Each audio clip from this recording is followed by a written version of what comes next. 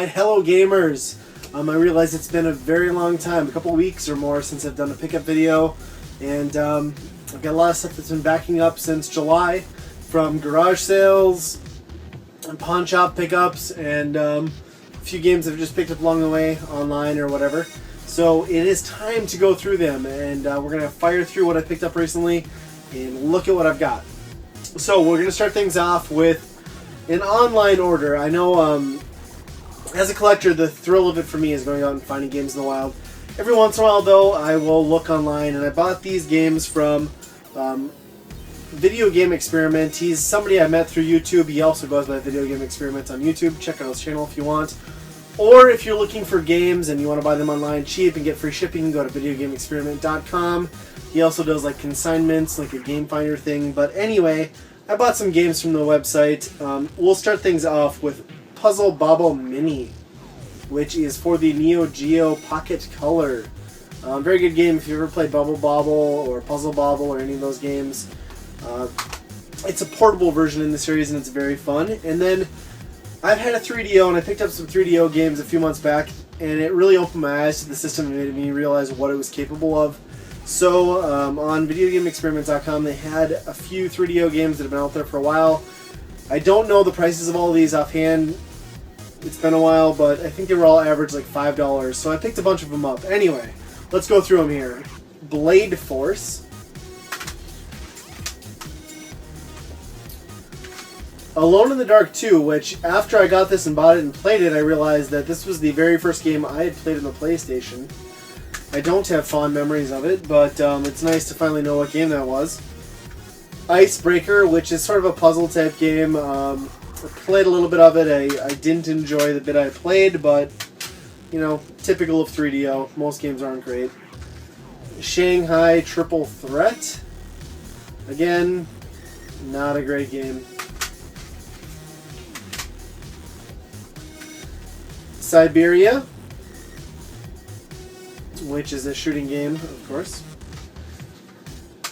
This one came with the manual. It's Stellar 7 Draxon's Revenge. And then last up for the 3DO, Total Eclipse with manual again here. And now that I've got finally like a decent selection of 3DO games, I might do like a 3DO system review and touch on some of the games, some of the CG, and just the wackiness that is the 3DO. So moving on to garage sales. A PlayStation lot here, a PlayStation 2 lot. Now my PlayStation, I've got a PlayStation 2 Fat, and it will not read the newer discs with the blue tinting on the bottom. So I was looking for a PlayStation 2 Slim. I found one. Came with a couple memory cards, the base, and then a few games. And when I opened it, to my surprise, I found this.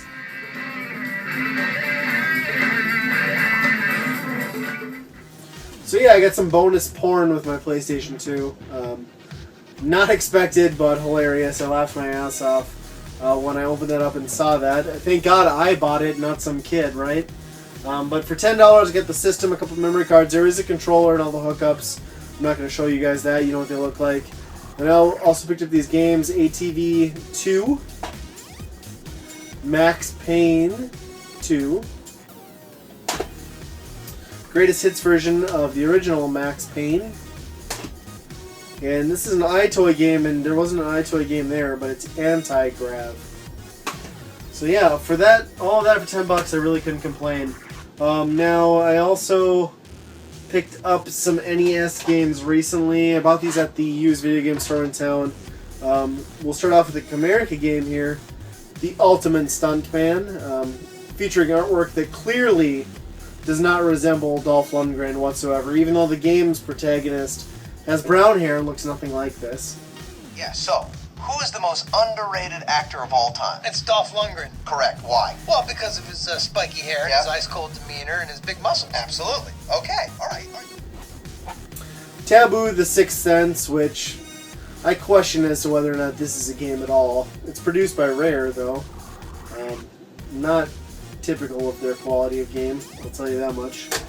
And then a game I was excited to pick up because I had fond memories of it was Knight Rider.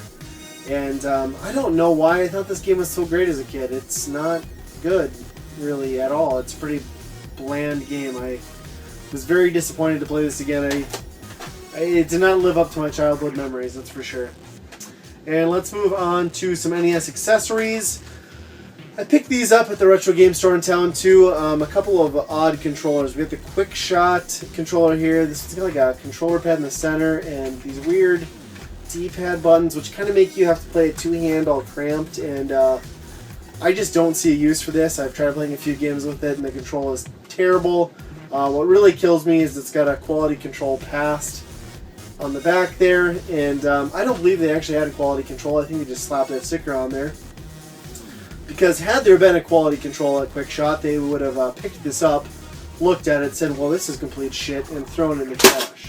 Which is what they should have done, but they didn't, and that happened.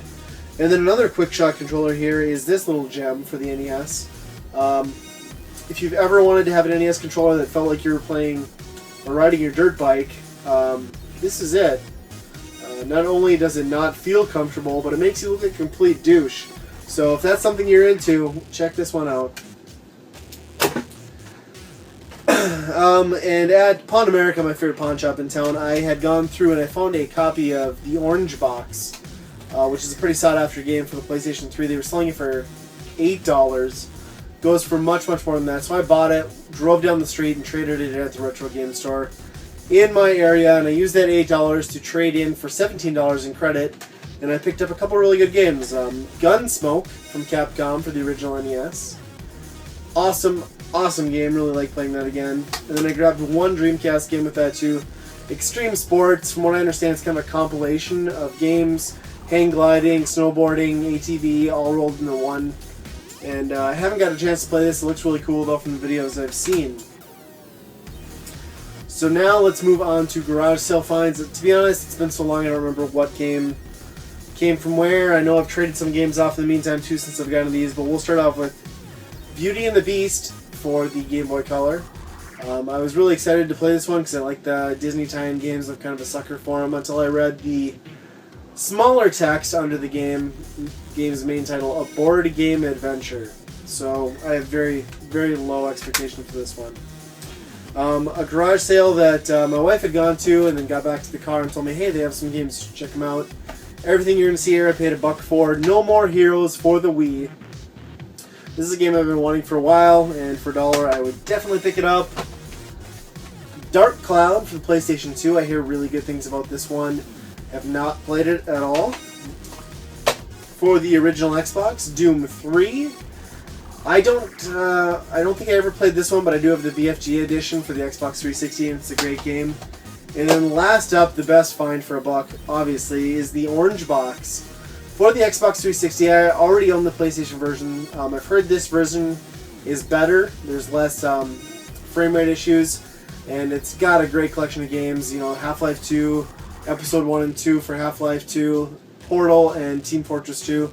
What kills me about this one is when I got to looking at it, I realized this was a copy that was owned by the Fargo Public Library.